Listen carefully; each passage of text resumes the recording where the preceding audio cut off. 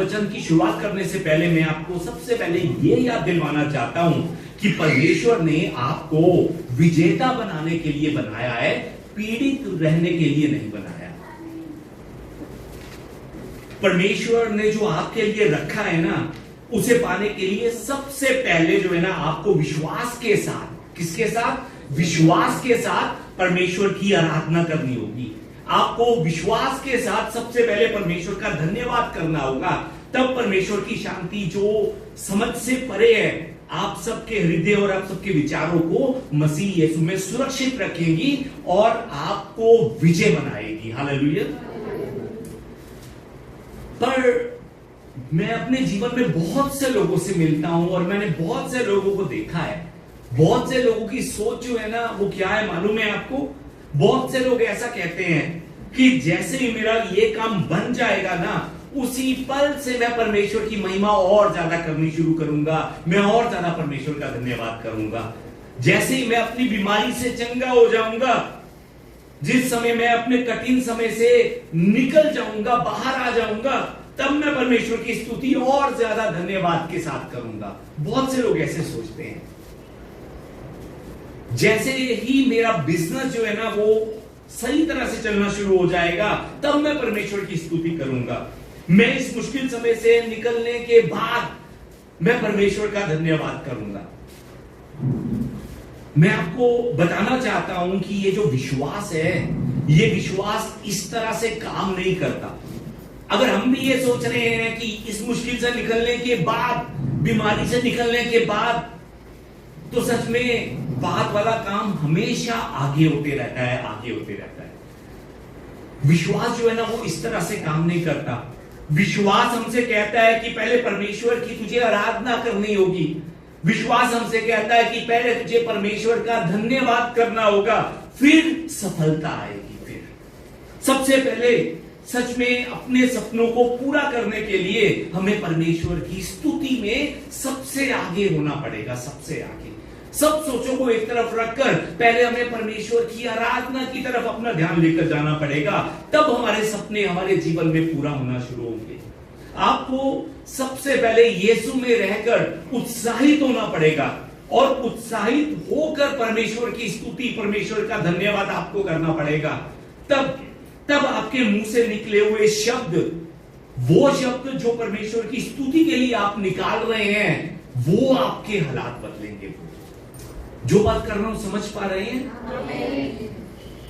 याद रखिए, स्तुति जो है ना, वो हमेशा जीत से पहले आती है, जीत के बाद नहीं आती है। जीत से पहले परमेश्वर की स्तुति आती है, उसके बाद जीत आती है। परंतु जब हम निराश होकर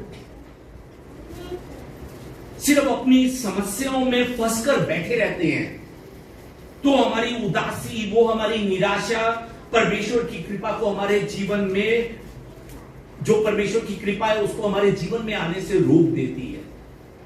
हमारी उदासी और हमारी निराशा। उदाहरण के लिए आज के वचन में हम योना के जीवन से देख सकते हैं। आज योना के वचन से डिटेल में आपसे नहीं बात करूंगा, क्योंकि हम सबको योना के बारे में मालूम है। हम सब ने योना के बारे में बहुत बार पढ़ा है। हमने, अगर आपको याद होगा तो पिछले शायद 2 साल के 3 साल पहले हमने योना की पूरी पुस्तक जो है एक एक कर हमने एक अध्याय, एक आयत जो है संडे की आराधना में हमने बांटा था, देखा था। आज मैं आपको बताना चाहता हूं कि जिस समय योना मछली की पेट में था, जिस समय योना मछली के पेट में था, मतलब कि जिस समय वो समस्याओं के बीच में था। ये मछली जो है ना, ये समस्याओं को दर्शाती है, मुश्किलों को दर्शाती है, परेशानियों को दर्शाती है। जिस समय योना मछली के पेट में, मतलब समस्याओं के बीच में था, वो उदास था, वो निराश था। पिछले 2 दिनों से उस परेशानी से उसे निकलने का कोई रास्ता नहीं निकल रहा था। उसके आसपास अंधकार ही अंधकार था।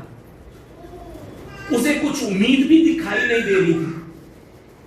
उसके चारों ओर दुर्गंध, घोर अंधकार जो है ना, वो छाया हुआ था उसके चारों तरफ।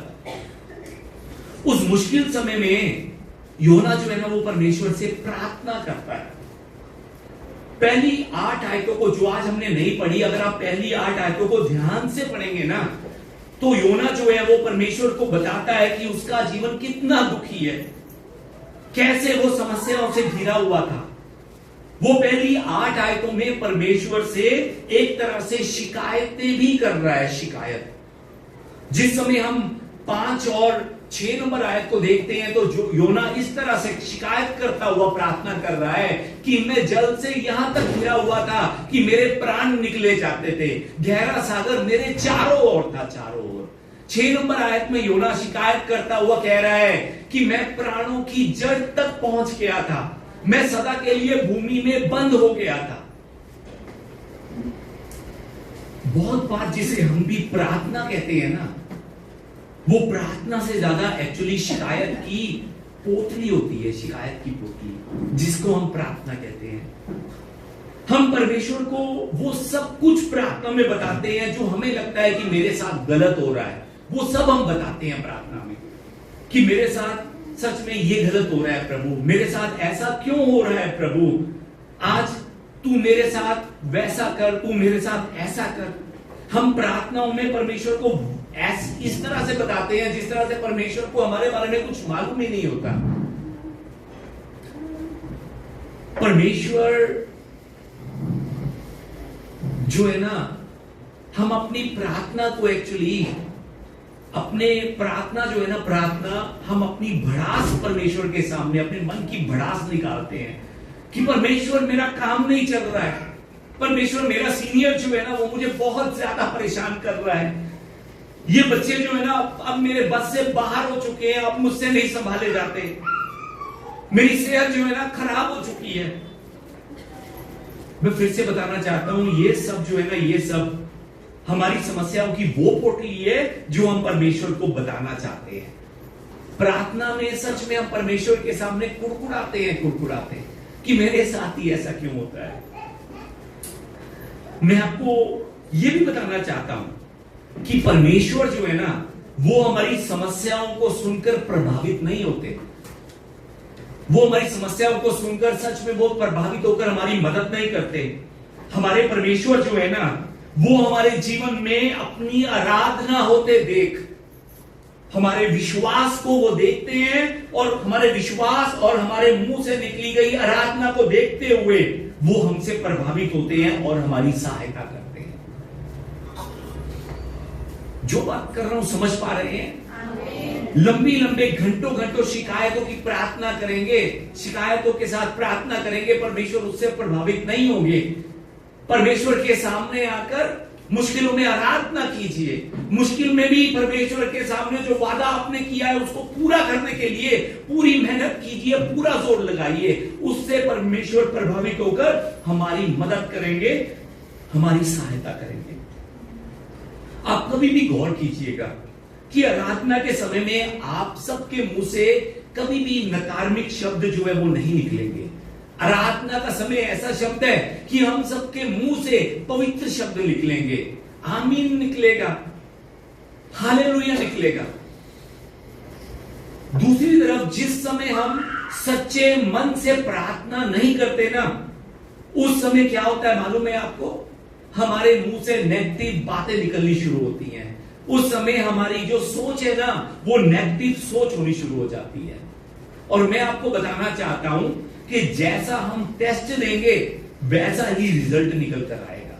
अगर हम नेगेटिव सोच से तैयारी करेंगे तो नेगेटिव रिजल्ट आएगा, अगर पॉजिटिव सोच से हम तैयारी करेंगे तो पॉजिटिव रिजल्ट आएगा। अपने जीवन की मुश्किलों में परमेश्वर की स्तुति करते हुए सबसे पहले धन्यवाद के बटन को अपनी आत्मा में ऑन कीजिए। कौन से बटन को? धन्यवाद के बटन को। परमेश्वर से कहिए कि हाँ परमेश्वर, मुझे मालूम है कि मेरा काम नहीं बन रहा है, लेकिन मैं फिर भी आपका धन्यवाद करना चाहता हूं कि आपने इन हालातों में भी मेरी हर एक जरूरतों को पूरा किया। परमेश्वर से कहिए कि हाँ परमेश्वर, मुझे मालूम है कि मैं बहुत बीमार हूं, मेरी तबीयत बहुत खराब है, मैं बहुत तकलीफ में हूं, पर प्रभु फिर भी तेरा धन्यवाद। मैं तकलीफ में हूं पर इतना तकलीफ में नहीं हूं कि मुझे आईसीयू में भर्ती होना पड़ जाए। प्रभु तेरा धन्यवाद। परमेश्वर से कहिए कि मैं जानता हूं कि प्रभु आप मेरी जरूरतों को पूरा करने वाले मेरे यहोवा यीरे हैं। परमेश्वर से कहिए इस बात को। परमेश्वर से शिकायतों से ज्यादा सच में प्रार्थना में परमेश्वर का धन्यवाद कीजिए। धन्यवाद, हमारा धन्यवाद हमारे जीवन में खुशियों के रास्ते को तैयार करता है। कुड़कुड़ाना कांटों को लेकर आएगा, मुश्किलों को लेकर आएगा। इजराइल के लोग 40 साल जंगल में भटके, सच में वो जंगल में भटके। परमेश्वर ने उन्हें भटकाया, इधर से उधर, उधर से इधर भटकाया। क्यों भटकाया? क्योंकि वो हर एक चीज को लेकर कुड़कुड़ा रहे थे। उन्हें मालूम था कि परमेश्वर ने उनके लिए लाल समुद्र से रास्ता निकाला। 2 दिन धन्यवाद करने के बाद तीसरे दिन फिर से कुड़कुड़ाना शुरू कर दिया। उन्हें मालूम है उनकी आंखों के सामने चट्टान में से परमेश्वर ने पानी निकाला। पानी पीने के बाद उन्होंने 2-3 दिन धन्यवाद किया, फिर परमेश्वर के सामने कुड़कुड़ाना शुरू कर दिया। और उनकी कुड़कुड़ाने की आदत के कारण परमेश्वर ने उन्हें 40 साल जंगल में रखा, 40 साल जंगल में इधर से उधर भटकाया।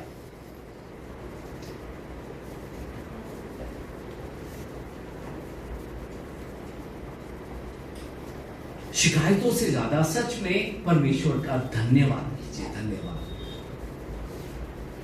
हो सकता है कि आपको अपनी मुश्किलों की तरफ को देखकर ऐसा महसूस हो रहा हो कि आप भी योना की तरह मछली की पेट में फंसे हुए हैं।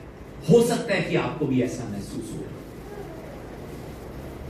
आप सच में शिकायत कर सकते हैं, अपनी समस्याओं को खुलकर परमेश्वर से बांट सकते हैं। आप परमेश्वर से सच में यह कह सकते हैं कि प्रभु मेरी मेडिकल रिपोर्ट खराब आई है। आप परमेश्वर से कह सकते हैं कि प्रभु उसने मुझे धोखा दिया है, उसने मेरे साथ ऐसा किया है। आप परमेश्वर से कह सकते हैं कि मेरा काम नहीं बन रहा। आप परमेश्वर से कह सकते हैं कि प्रभु मेरी सेहत ठीक नहीं है, मेरी ये मुश्किल, मेरी ये परेशानी। ये सब कुछ आप प्रार्थना में परमेश्वर के साथ बांट सकते हैं। अपने मन को खुल के परमेश्वर को बता सकते हैं, सच में बता सकते हैं। पर मैं आपसे यह कहना चाहता हूं, सिर्फ हार और निराशा करने वाली बातों से परमेश्वर से कर रुक मत जाइए। सिर्फ हार की बातें, निराशा की बातें कर बहुत से लोग रुक जाते हैं, आगे कुछ करते नहीं है, कहते नहीं है। उन सब बातों को परमेश्वर से कीजिए, बांटिए, पर उन बातों को कर रुक मत जाइए। उन्हीं मुश्किलों में रहते हुए आप अपने मुंह से परमेश्वर का धन्यवाद भी कीजिए और परमेश्वर की स्तुति भी कीजिए। क्योंकि विश्वास की नजरों से अगर आप देखेंगे तो परमेश्वर आपकी लड़ाई लड़ रहा है। वो लड़ेगा नहीं, वो लड़ रहा है आपकी लड़ाई जो है। वो परमेश्वर आपकी हर एक समस्या से बड़े परमेश्वर हैं। उन्होंने आपसे वादा किया है कि वो आपको पूंछ बनाकर नहीं, सिर बनाकर रखेंगे। उन्होंने आपसे वादा किया है। जब आप पहले उस सृष्टि के रचयिता की स्तुति करते हुए आगे बढ़ते हैं ना, उसका धन्यवाद करते हैं ना, तब वो आपको मछली की पेट से, जिसने आपको निगल कर रखा हुआ है, उन परेशानियों से जिसने आपको घेर कर रखा हुआ है, तब वो उन मछली को, उस मछली को, उन परेशानियों को वो आज्ञा देता है कि इसे सूखी भूमि पर उगल। सूखी भूमि पर सिर्फ उगलने की आज्ञा नहीं देता है, सूखी भूमि पर बाहर निकालने की आज्ञा देता है। क्यों सूखी भूमि पर उगलने की आज्ञा देता है? ताकि आप परमेश्वर के मकसद की ओर आगे बढ़ सके। सोचिए कि अगर मछली ने योना को समुद्र में उगल दिया होता तो क्या होता? योना समुद्र में ही डूबकर मर जाता। जब आप परमेश्वर की स्तुति करते हैं तब परमेश्वर आपकी हानि के लिए जो कुछ बना है उसे लेते हैं और उसके द्वारा आपको आगे बढ़ाते हुए अपने जीवन में, आपके जीवन में एक और नई और अद्भुत गवाही को तैयार करते हैं। परमेश्वर उस मुश्किल के द्वारा आपको सेट बैक नहीं करते हैं, पीछे नहीं करते हैं, बल्कि प्रमोशन देते हुए आपको सेट अप करने की तैयारी करते हैं परमेश्वर। योना ने पहले परमेश्वर का धन्यवाद दिया। योना ने चमत्कार देखकर धन्यवाद नहीं किया, अद्भुत कार्यों को देखने के बाद धन्यवाद नहीं किया, उसने पहले परमेश्वर का धन्यवाद किया।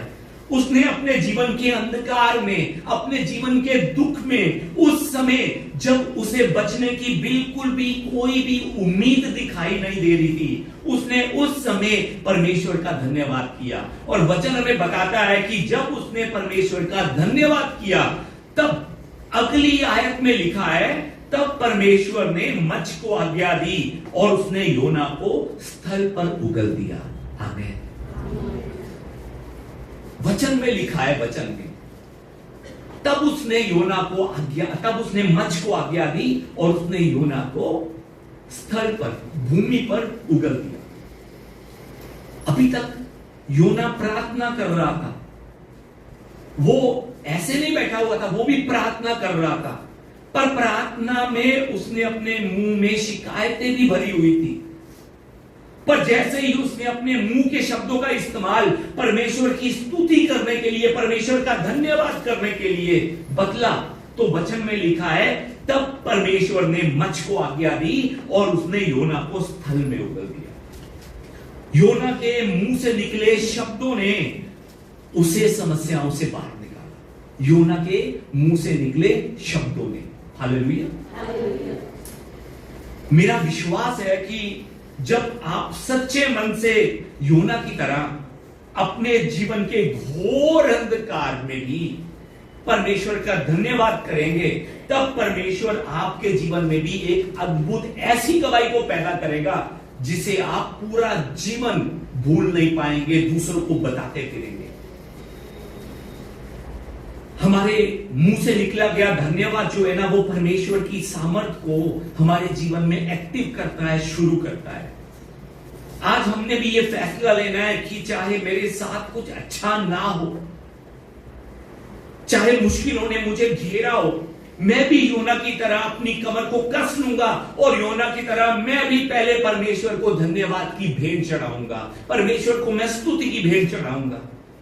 आज हमने भी परमेश्वर से ये कहना है, हमें परमेश्वर से ये कहना होगा कि प्रभु आज चाहे मैं बीमार हूं पर मैं आपका धन्यवाद करूंगा। प्रभु आज चाहे मैं घोर अंधकार में खड़ा हूं फिर भी मैं आपका धन्यवाद करूंगा। आज चाहे मैं अकेला भी रह गया हूं तब भी मैं आपका धन्यवाद करूंगा। प्रभु कोई मुझे पूछे या ना पूछे, मैं तब भी आपका और आपका धन्यवाद और आपकी स्तुति करता रहूंगा। हमने ये फैसला आज अपने मन में करना है। याद रखिए कि परमेश्वर का ध्यान आप पर तब आकर्षित नहीं होता जब आपके हालात अच्छे होते हैं। परमेश्वर का ध्यान जो है ना आप पर तब आकर्षित होता है जब आपके हालात नेगेटिव होते हैं, पर उस नेगेटिविटी में रहकर भी आप यीशु मसीह की महिमा करते हुए पॉजिटिविटी में रहकर परमेश्वर का धन्यवाद देते हैं। उस समय परमेश्वर का ध्यान आप पर आकर्षित होता है। उस समय दाऊद के जीवन की तरफ को देखिए। इजराइल का पहला राजा साउल दाऊद को मारने के लिए उसके पीछे पीछे घूम रहा था। दाऊद जिस घर में अपनी जान को बचाने के लिए छुपता था, साउल वहीं पर अपने शूरवीरों को लेकर उसे मारने के लिए पहुंच जाता था। ऐसी मुश्किल घड़ी में दाऊद के माता पिता ने, दाऊद के भाइयों ने, दाऊद के रिश्तेदारों ने, सबने अपनी जान बचाने के लिए दाऊद का साथ छोड़ दिया। सबने दाऊद का साथ छोड़ दिया। वो अकेला रह गया था।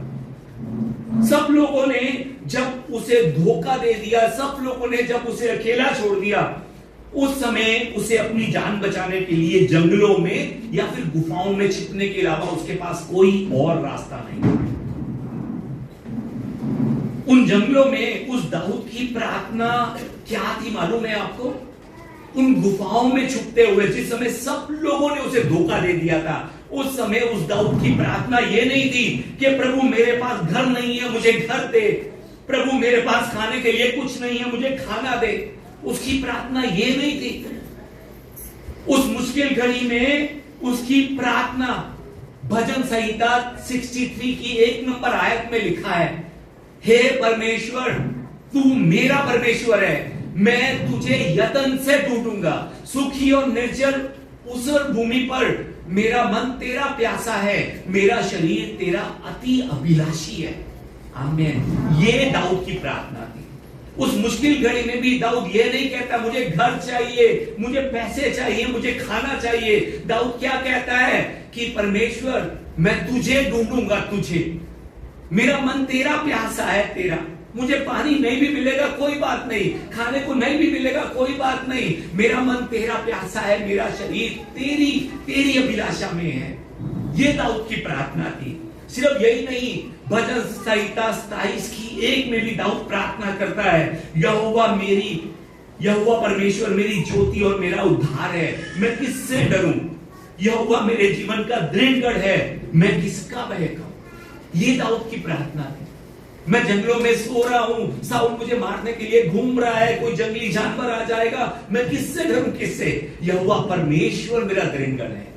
ये उन जंगलों में, उन मुश्किल हालातों के अंदर दाऊद की प्रार्थना थी। उन मुश्किल हालातों में भी दाऊद जो है ना, वो अपनी इच्छा को परमेश्वर पर जाहिर नहीं करता। उन मुश्किल हालातों में भी दाऊद ये प्रार्थना करता है 27:4 को। आइए हम एक बार मिलकर पढ़े 27:4 को। एक बार मैंने यहोवा से मांगा, उसी के यत्न में लगा रहूंगा कि मैं जीवन भर यहोवा के भवन में रहने पाऊं।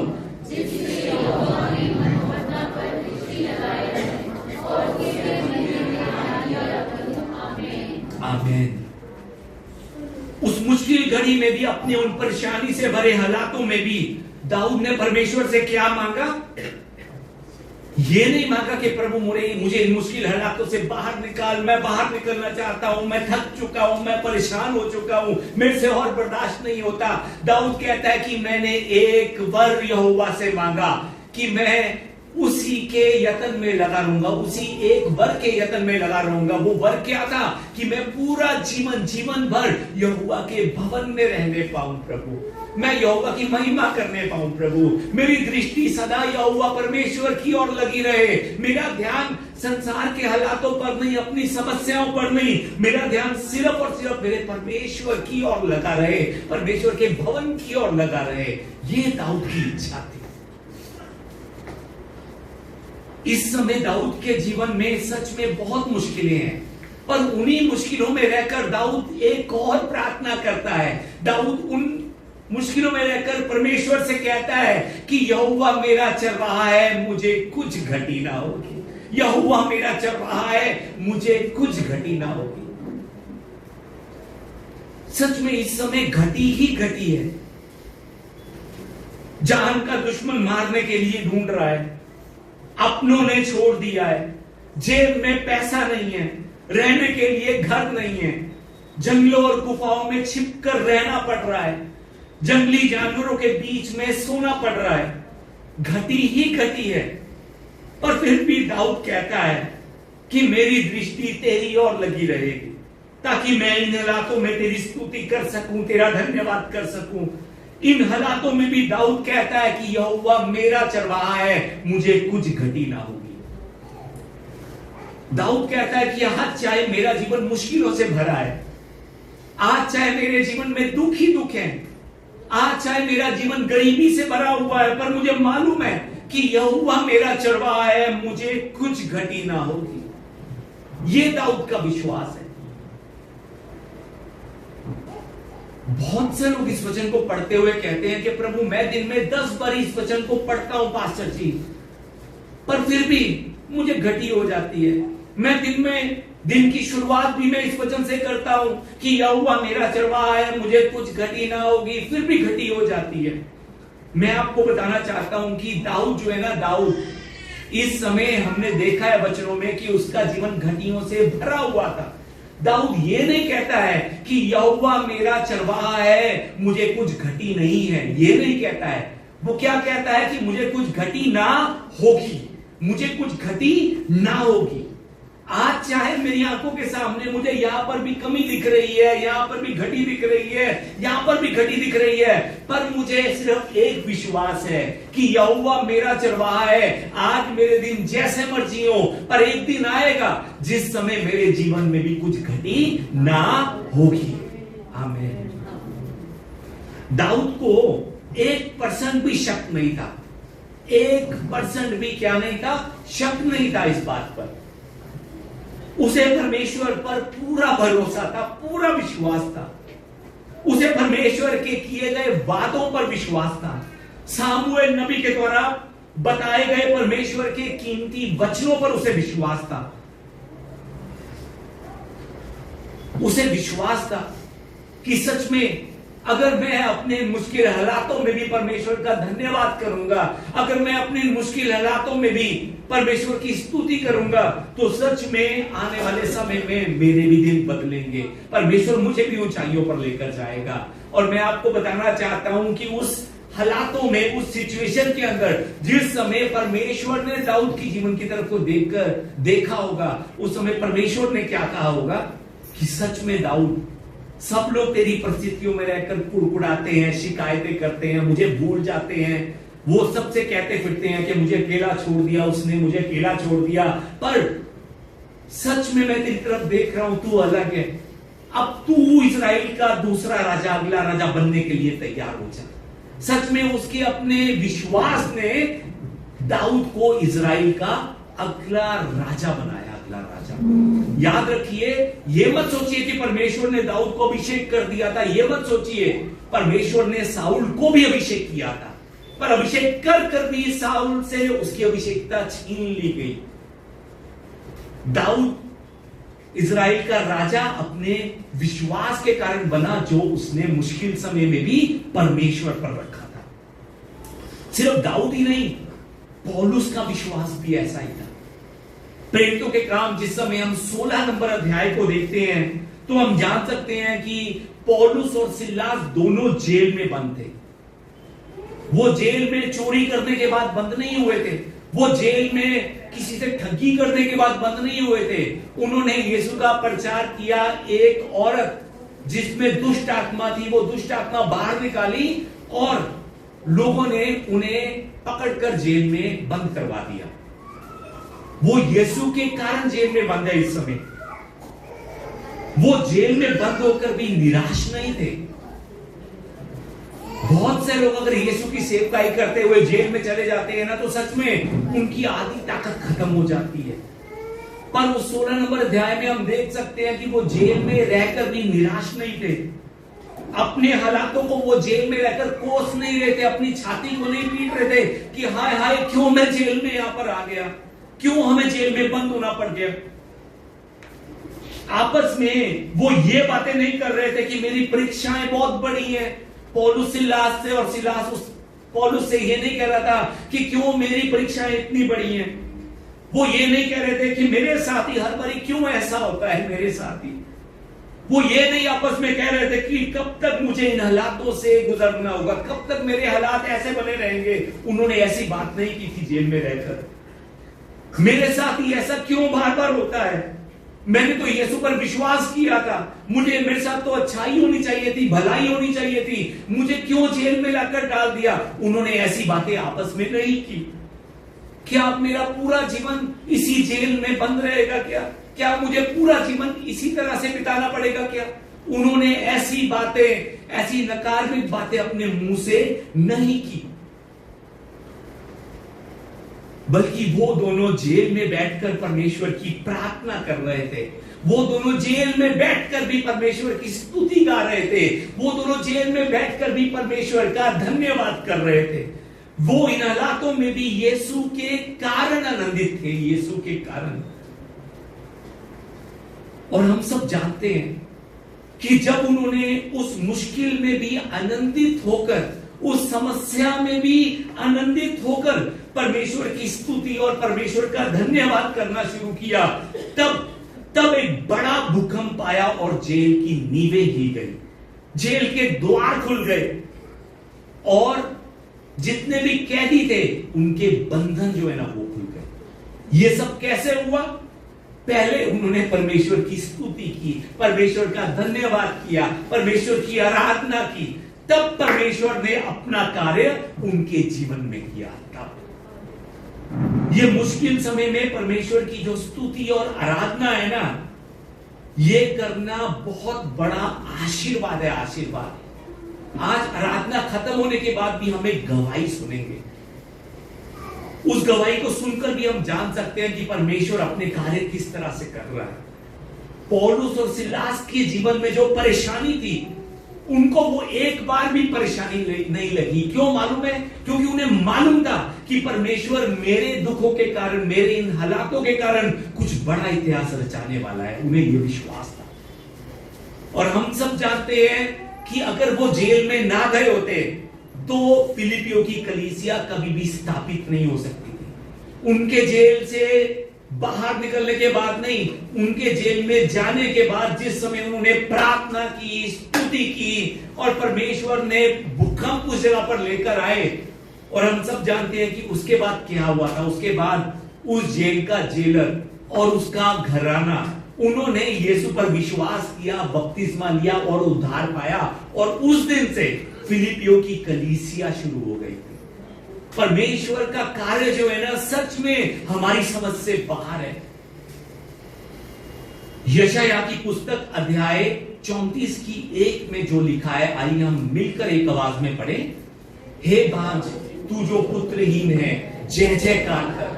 तू जिसे जमाने की गला खोलकर जय जयकार कर और पुकार, क्योंकि त्यागी हुई के लड़के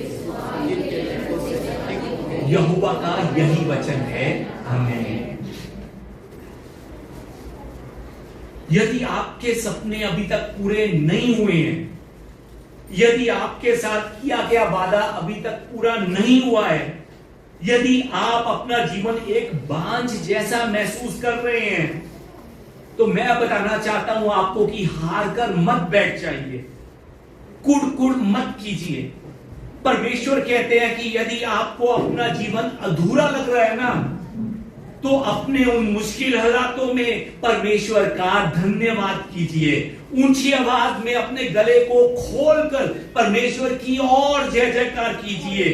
तब परमेश्वर आपके जीवन में अद्भुत कार्य करेंगे और आपके जीवन में गवाही पैदा करेंगे। तब 40 साल जंगलों में भटकने के बाद इजराइल के लोग जिस समय कनान की धरती के सामने पहुंचते हैं, उस समय उन्हें एक बहुत बड़ी समस्या दिखाई देती है। वो समस्या थी यरीहो की दीवार। अगर वो इस दीवार को पार करेंगे तभी कनान की धरती में पहुंच पाएंगे। ये यरीहो की दीवार इनके लिए बहुत बड़ी समस्या थी, बहुत बड़ी परेशानी थी। उनके मकसद तक उनको पहुंचने के लिए रोकने वाली वो दीवार, उसको देखकर शायद बहुत से लोग हार मानकर बैठ गए होंगे। पर वचन में हम देख सकते हैं कि उस समस्या के अंदर उन्होंने परमेश्वर पर विश्वास किया।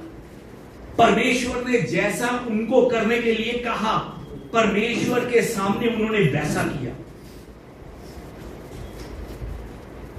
अगर वो परमेश्वर के कहे अनुसार ना चलते, अगर वो लगातार फिर से कुड़ करते रहते, लगातार शिकायत पर शिकायत करते रहते, तो हो सकता है वो दीवार उनके लिए कभी भी ना टूटती। वो समस्या वैसी की वैसी खड़ी रहती और वो अपना पूरा जीवन, जैसे उनके पूर्वज जंगलों में मर गए, वो भी कनान की धरती के सामने आकर खत्म हो जाते, मर जाते। पर हम सब जानते हैं कि उन्होंने परमेश्वर के कहे अनुसार ना कुड़कुड़ाते हुए 7 दिन,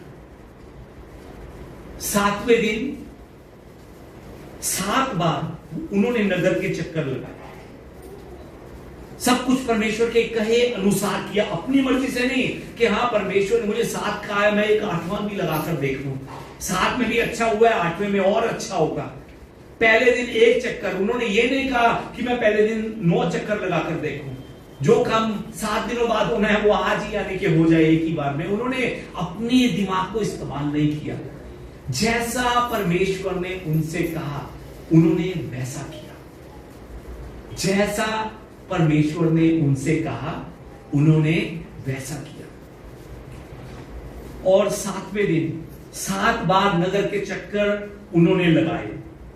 और नगर के चक्कर लगाने के बाद उन्होंने ऊंची आवाज में परमेश्वर की जय जयकार करनी शुरू की। और वचन में लिखा है, जिस समय उन्होंने 7वें दिन 7वीं बार ऊंची आवाज में चक्कर लगा 7वीं बार चक्कर लगाने के बाद ऊंची आवाज में जब उन्होंने परमेश्वर की जय जयकार की, तब यह हीरो की दीवार उन सबकी आंखों के सामने गिर गई। उन्होंने नहीं गिराई, उनकी जय जयकार ने गिराई जो उन्होंने उस मुश्किल घड़ी में परमेश्वर के लिए की। उन्होंने जिस समय पहले परमेश्वर का धन्यवाद किया, परमेश्वर की जय जयकार की, तब उनके लिए परमेश्वर का वादा पूरा हुआ। तब उनके जीवन में अद्भुत गवाही जो है वो आई। आज आप इन मुश्किलों में, इन अंधकार के दिनों में भी क्या परमेश्वर की स्तुति कर रहे हैं? सच में दिन में 24 घंटे हैं हमारे पास, वो 24 घंटे हम किस तरह से बिता रहे हैं? अपने घरों के कामों में उलझकर या परमेश्वर की महिमा करते हुए, अपनी समस्याओं के बारे में सोचते हुए या परमेश्वर के अद्भुत कार्य कैसे होंगे आने वाले दिनों में उसके बारे में सोचते हुए? आप अपने दिन कैसे बिता रहे हैं? दिन में कितनी बार आप परमेश्वर का धन्यवाद कर रहे हैं? याद रखिए कि जो विश्वास है ना, विश्वास वो सोचने से नहीं आता। विश्वास जो है ना, वो आंखों से दिखाई नहीं देता। परमेश्वर के वादों को पढ़कर विश्वास मन में आता है। उस अंधकार के समय में जब आपको कोई रोशनी दिखाई ना दे, उस समय में परमेश्वर से कहिए, प्रभु कि पिताजी सच में इस समय भी आपका धन्यवाद, आपने मुझे एक और नया दिन दिखाया, इसके लिए आपका धन्यवाद। पिता परमेश्वर, हो सकता है कि आज के इस दिन में भी अंधकार हो सकता है कि आज का ये दिन जो आपने मुझे दिया है, ये दिन भी अंधकार से भरा हो, लेकिन जो मैं देखता हूं उसके अनुसार मैं नहीं चलता प्रभु। मैं जानता हूं कि मेरी आधी रात जो है ना वो बीत चुकी है। इसका मतलब क्या है? आधी रात बीत चुकी है, मतलब कि अब चंगाई आने वाली है, मतलब कि अब मेरी सफलता आने वाली है और भरपूरी से आने वाली है। आधी रात बीत चुकी है, मतलब कि अब जीत आने वाली है और भरपूरी से आने वाली है। कौन कौन इस बात पर विश्वास करता है? कौन कौन? सच में जब आप ये जानते हैं कि परमेश्वर आपके जीवन में नई चीजों को लेकर आने के लिए अंधकार से वो शुरुआत करते हैं, तो आप अंधकार आने से निराश होकर नहीं बैठते। उत्पत्ति अध्याय 1 की 2 नंबर आयत को जिस समय आप देखेंगे तो आपको पता लगेगा, वचन में लिखा है कि पृथ्वी बुड़ेल और सुनसान थी, अंधकार से भरी हुई थी। परमेश्वर ने अपने कार्य अंधकार से शुरू किए, अंधकार से। अगर आज आपके जीवन में अंधकार है तो निराश होकर मत बैठिए, परमेश्वर आपके जीवन में कार्य शुरू करने के लिए चाह रहा है। आप अंधकार के बीच में भी उसे धन्यवाद कर पाएंगे अगर आपको इस बात पर विश्वास हो गया कि हाँ, अंधकार से शुरुआत करने वाला परमेश्वर मेरा परमेश्वर है। अगर कोई भी आपको परमेश्वर की महिमा करने से रोके, अंधकार की ताकतें भी अगर आपको धन्यवाद करने से रोकेंगे ना, तो मैं आपको बता रहा हूं, आप रुकेंगे नहीं आराधना के लिए, आप रुकेंगे नहीं महिमा के लिए, आप रुकेंगे नहीं परमेश्वर की धन्यवाद को देने के लिए, क्योंकि आपको विश्वास है कि आपकी आधी रात अब बीत चुकी है। अगर हम एक दिन परमेश्वर से दूर हो जाते हैं, एक संडे परमेश्वर की आराधना से दूर हो जाते हैं, एक दिन धन्यवाद से दूर हो जाते हैं, जो आधी रात बीती है ना, वही आधी रात फिर से आगे आ जाती है। अंधकार में विश्वास के साथ आगे बढ़िए, विश्वास के साथ। आज से सच में परमेश्वर की आराधना, परमेश्वर की महिमा करते हुए, धन्यवाद करते हुए सफलताओं के लिए तैयार हो जाइए। आज से दुगनी आशीषों के लिए तैयार हो जाइए। आप याद रखिए, आप कब्र के अंधकार में नहीं है, आप गर्भ के अंधकार में है। गर्भ के, कब्र का अंधकार और गर्भ का अंधकार क्या अंतर है मालूम है आपको? कब्र के अंधकार में उम्मीद नहीं होती, इंसान मर जाता है, खत्म हो जाता है। पर गर्भ का अंधकार जो है ना, पेट में जो अंधकार है ना, गर्भ बच्चे के लिए वो एक नई आशा लेकर आ रहा है कि हाँ, अब कुछ बड़ा होने वाला है, खुशियां ही खुशियां मेरे जीवन में आने वाली है। आप कब्र के अंधकार में नहीं, आप गर्भ के अंधकार में हैं। याद रखिए इस बात को। मैं आपसे कहना चाहता हूं कि अंधकार में भी परमेश्वर पर भरोसा कीजिए। हो सकता है कि आपको कुछ भी बदलता दिखाई ना दे, हो सकता है कि सब कुछ वैसा का वैसा ही हो, पर चिंता मत कीजिए। शारीरिक आंखों से देखते हुए नहीं, आत्मिक आंखों से देखते हुए आगे बढ़िए। विश्वास कीजिए कि आपका जो शोक है, आपके जो आंसू है ना, वो नृत्य में बदलने वाले हैं। विश्वास कीजिए, विश्वास कीजिए कि आपका दुख खुशियों में बदलने वाला है। विश्वास कीजिए इस बात पर। आप यीशु के नाम पर बहुत जल्द स्वस्थ होने वाले हैं। आप यीशु के नाम पर स्वतंत्र होने वाले हैं। आप यीशु के नाम पर पहले से भी बेहतर होकर अंधकार से अब बाहर निकलने वाले हैं। इस बात पर विश्वास कीजिए। आज सच में विश्वास में पहले परमेश्वर का धन्यवाद कीजिए, परमेश्वर की स्तुति कीजिए, और आने वाले दिनों में परमेश्वर किस तरह से कार्य करता है खुद हम हमारे जीवन में देखेंगे और गवाही देने के लिए इसी जगह पर खड़े होंगे। क्या सच में आप परमेश्वर का धन्यवाद देने के लिए तैयार हैं? सच में हर तरफ अंधकार ही अंधकार है, हर तरफ निराशा ही निराशा है, हर तरफ उदासी उदासी है। क्या फिर भी आप परमेश्वर का धन्यवाद देने के लिए तैयार हैं? आइए मिलकर हम परमेश्वर का धन्यवाद देते हुए परमेश्वर की स्तुति में हम आगे बढ़े, परमेश्वर की आराधना में हम आगे बढ़े। हम परमेश्वर से कहें कि प्रभु मैं तेरा धन्यवाद करूंगा, चाहे जो मर्जी हो जाए, चाहे दुनिया इधर की उधर हो जाए, चाहे मुझे घोर अंधकार में घेर लिया हो, तब भी प्रभु मैं तेरी संगति में सदा रहूंगा। और मुझे विश्वास है, परमेश्वर से कहिए कि मुझे विश्वास है कि अगर मैं तेरी संगति में रहता हुआ आगे बढ़ूंगा तो मैं जय जरूर पाऊंगा। मैं जय जरूर पाऊंगा। मैं विजय जरूर होऊंगा, क्योंकि यीशु मेरे साथ है।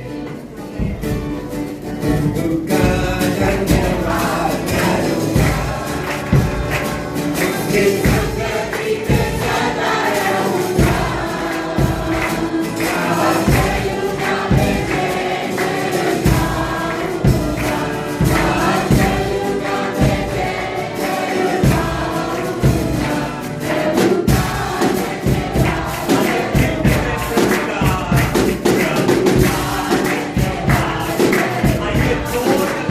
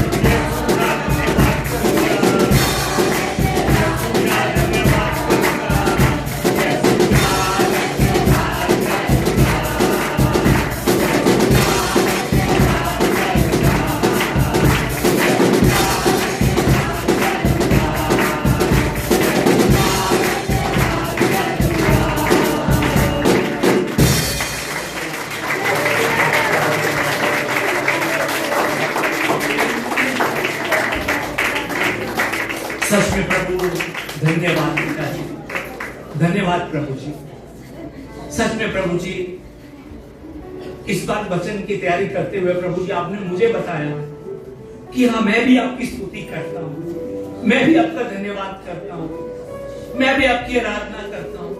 पर कितना पूरे दिन के शब्दों को आपने याद दिलवाया, प्रार्थना के शब्दों को आपने याद दिलवाया कि पूरे दिन पिता परमेश्वर धन्यवाद से ज्यादा कुड़कुड़ाने के शब्द, शिकायतों के शब्द, लड़ाई के शब्द, झगड़ों के शब्दों को मैं और ज्यादा अपने मुंह से निकालता हूं प्रभु।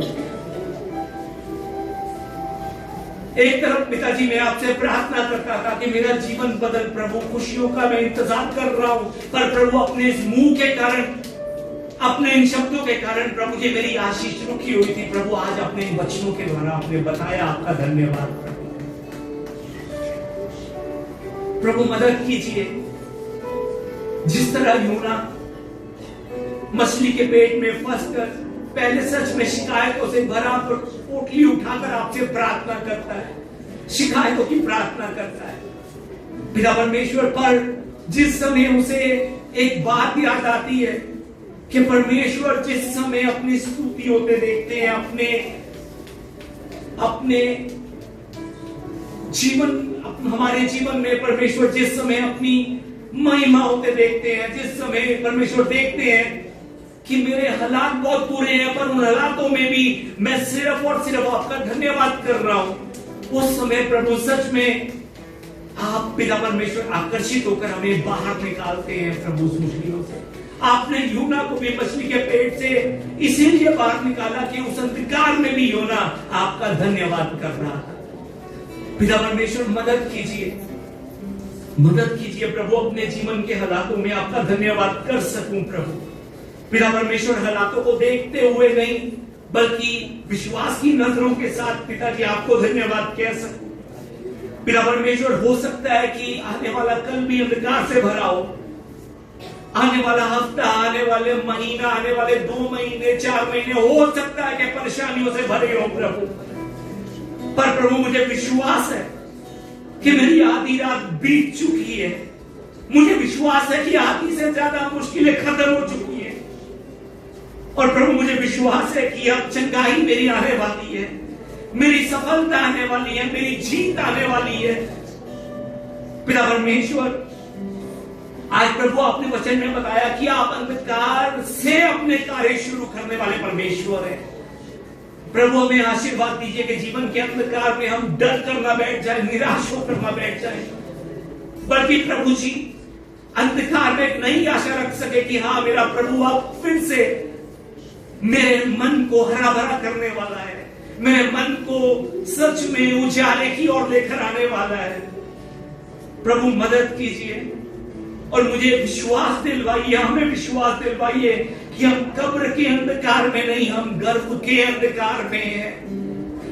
पिता परमेश्वर शारीरिक आंखों से देखने वाले नहीं, आत्मिक आंखों से देखते हुए आगे बढ़ने वाला हमें बनाइए, ताकि प्रभु सच में हमारा विश्वास हमारे आंसुओं को बंद कर कर हमें खुशियों की ओर लेकर जा सके।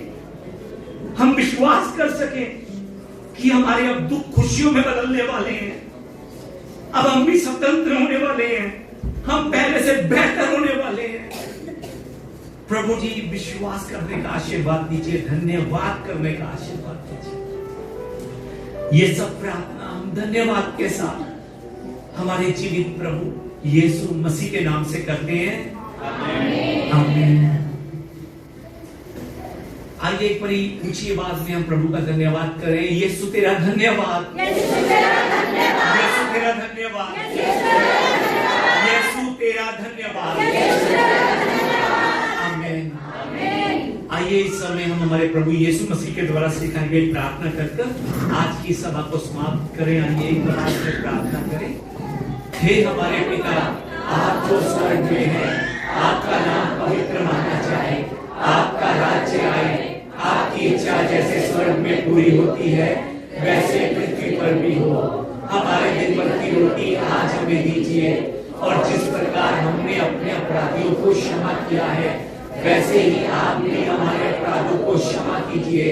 आप हमें परीक्षा में मत डालिए, परंतु बुराई से हमें बचा लीजिए, क्योंकि राज्य और पराक्रम और महिमा सदा आपके ही है।